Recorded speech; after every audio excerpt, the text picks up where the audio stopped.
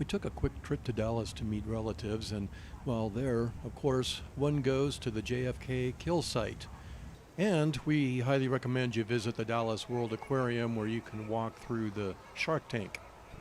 We like to use mass transit as often as possible, so we decided to take the Dallas Area Rapid Transit train from Dallas Love Field to our hotel downtown.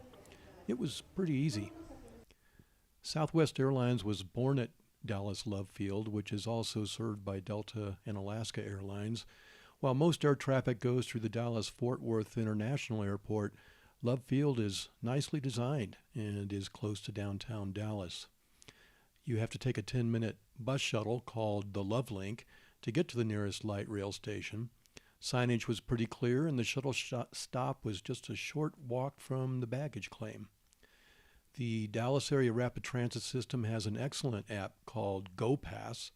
It was easy to buy your ticket through the app. They offer morning, midday, and evening rates, which are cheaper than the all-day fare. Our midday passes cost $2 each. We waited about 10 minutes. That's it. That's the Love Link. We're going to get on the Love Link. People of the world, join in on the Love Link. Love Link.